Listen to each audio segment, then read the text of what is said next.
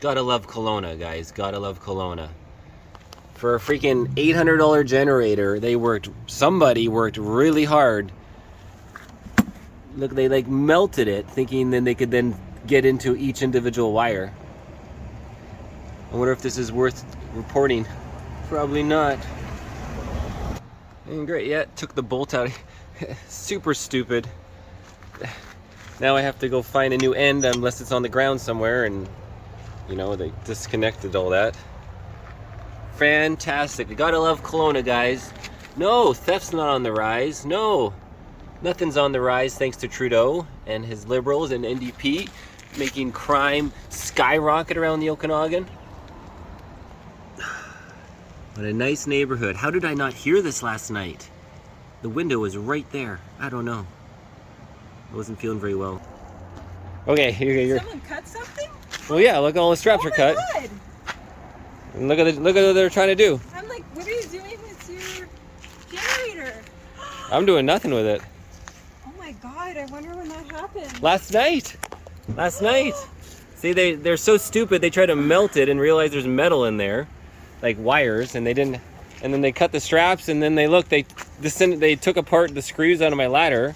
And of course now, I just looked it up, it's a $40 part.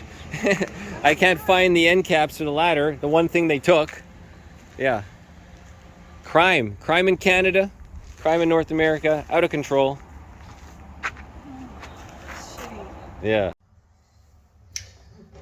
This was the 4th time I've been robbed or attempted robbery in the last 365 days. This time actually was September last year on the Sunshine Coast. Middle of nowhere, nice little town. Some guy or group of people tried to steal the e-bike off of the back of the truck camper. And then later on they realized that it was locked. They're just so inept, so unable to visualize what's going on that they decide to steal a bike and don't actually look for locks on it. There was locks around through the frame over the dirt bike carrier on an e-bike on the back. And when they realized that the bike was attached with a lock, they just end up stealing like the lights off the bike. They literally unscrewed the front light and unplugged it. And the phone carrier, you know, little phone mount and something else. Good morning, everybody. Well, I just opened the door in Seashelt. We're on the Sunshine Coast, you know, just above Vancouver, and opened the door in the morning in Seashelt, and we're on a busy street, you know, just boondocked here next to a faux place, and look at the bike. Somebody undid the straps, they didn't see the lock, and then it was too late. Yeah, so weird. What have they done here? Like, they got this little strap tied around the bottom. They didn't want the bike to fall over once they realized the lock was on it. Then they put these bungees, which were up here. It's almost like they didn't even. Why would they even do that? They wanted the bike to stay upright, like it almost stays upright, with the bungees holding the front. Look, the strap is gone around the tire too. There used to be a little yellow strap, orange strap. Seashelt. Wow, Seashelt. Right in the downtown. Bunch of fuckers in Seashelt, huh? You can't get away from these assholes. Again, look at this. So they put that around there and then tied it. They just didn't, and then they tied, I don't know what once they realized that the bike was locked, they tried to make it so it wouldn't fall over.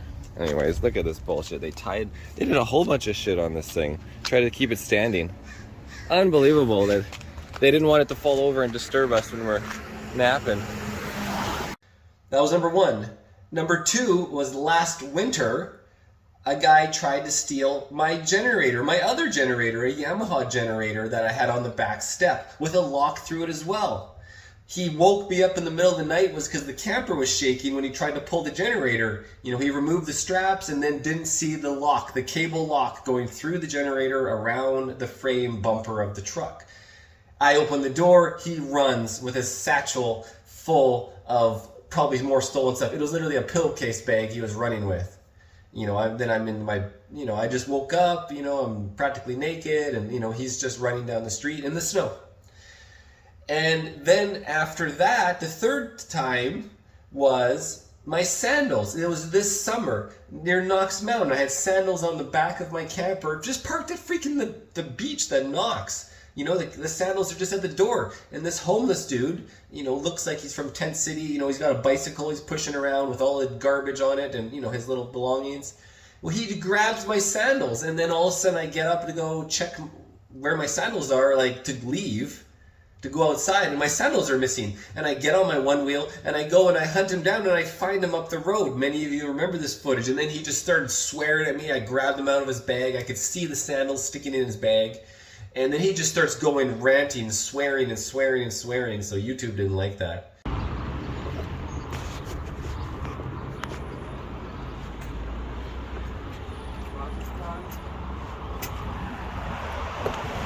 Oh, sorry, dude. So, these are my fucking sandals, dude. Yeah. You just grabbed them out of my truck? You got them from Nelson. Jesus. You got those from Nelson out of my truck. I didn't That's where get... they came from. Let's see the bottom.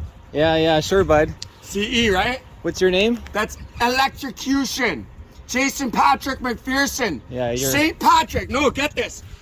Fucking... You're fucking... What grandson of Pope Don Francis, son of Bruce Charles McPherson, flying burning love, the only true fucking Hell's Angel on this goddamn globe. Enjoy my shoes, motherfucker. Yeah. And eat fucking...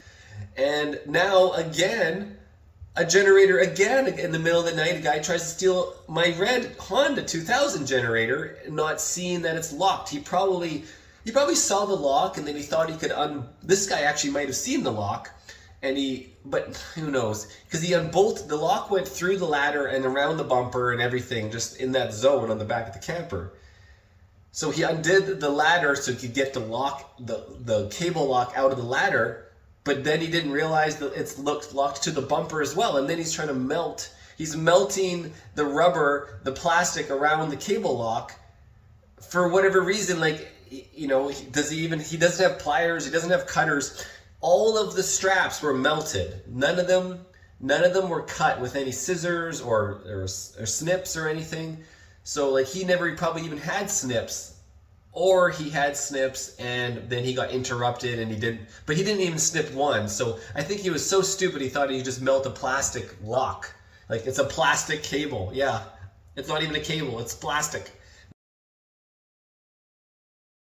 Like, this is how these guys are high, out of their mind, stealing shit. I mean, this is like what we could assume. No, you should be going to the jail. You should be going to jail, dude. You're a fucking disgrace. I don't go to jail, dude. I burn jails. I crumble. Yeah, I'm sure the police would just release you in an hour or two. Yeah, I know. You're an example of accountability in Kelowna. Yeah. You just steal from people. I'm sure you... And there was another time too in Penticton, in the summer with my dirt bike on the back. In the night, I'm woken up with my dirt bike falling into the truck camper. Luckily, the handlebar didn't actually hit the fiberglass, just the bumper. And a guy's running down the street, and I go open the bike's falling over. He melted the straps on my giant loop luggage on the back of the bike. They're empty, but he melted the straps trying to take the giant loop, and then he realized it's like attached at so many points. And then he actually took the tie downs off the bike, and then took one tie down and then another one, and then the bike fell over because there's two tie downs on the left and two on the right, and then it just falls to the right. This guy in red pants just tried to steal my dirt bike. What a... Okay, windy update. So what happened is that's this meth head, this fentanyl user, whoever, in the middle of the night going around robbing everybody. He undid this strap, but didn't actually get it through the hole because it's a really tight fit. And then this, look, melted. He used the lighter and melted the nylon strap. So he's essentially pretty much wrecked the bag. I'm gonna have to get that sewn like an attachment piece to reconnect it somehow on my giant loop Mojave bags. You can see the bag is fully open. You know, he went through the bag and then he took this strap off. It's a black one, used to be there. that one was gone, and then he went and undid this, pulled this out, and then boom, clicked the thing, and the bike fell right over. And this guy in red pants just tried to steal my dirt bike. What a fucking idiot. Look at it. He didn't even, he took the strap off, the rear strap here. Oh, it's actually gone. He took the whole strap. Didn't even see the lock. Or he's tried to steal just the strap. What a fucking idiot. You know, so I guess like this guard went right into the stair, you know, onto the side. Yeah, so just fell right over, and the handlebar was right here, as you saw. Good thing I didn't have my saw on the bike. And look, there's a strap right here. You didn't even see that. There's a giant loop strap right here. And it's just so ridiculous, so ridiculous. You know, you're so violated when people rob you. And like, there's the two straps here. Like, the guy had to be freaking on drugs not to realize the bike's gonna fall over when you do both straps. And then as soon as the bike fell down and hit, I just startled. I was like, whoa, and I woke right up and kicked the ceiling with my foot and yelled, because he just kind of woke me up in a startling fashion. And that's when, you know, he just took off and started running, and I opened the windows and looked down, and I see this guy in red pants running away. And, you know, so then I got to get dressed and get outside, and then get the one wheel and go in pursuit. Penticton, guys. There's so much crime, so much liberal crime these days. Everything's been getting so bad lately, guys, everywhere. In Canada here, so much freaking theft in Penticton. They're just out there at night. And, you know, if I called the police, you know, they're not going to do anything. They're not going to put the guy in jail. And even if they did, they put him in jail for a few hours, and then he's going to be back on the street performing another crime later that day, possibly getting arrested twice in the same day. Like, they probably wouldn't even take him to the station. It'd probably just be like in and out. There's not even no point to paperwork. And then these are the people, just like the people that are arrested 200 times a year, and then they murder somebody in the subway in Ontario. And it's like, well, the catch and release program doesn't work. They just keep repeating. It's part of doing business. There's no consequences. Again, stupid, such an idiot, guys. So, crime is freaking out of control. I believe it's heavily indoctrinated in terms of what's going on with people becoming homeless and people becoming drug addicts. You know, in the NDP and the Liberal, the decisions they've made have only increased these 10 cities. In Vancouver, it's just out of control. And the same thing in the States. Joe Biden and Trudeau just keep propagating more people going homeless, more people drug addicts, and they just keep giving them more free supply and everything else, and it doesn't get any better. That's not the solution, obviously.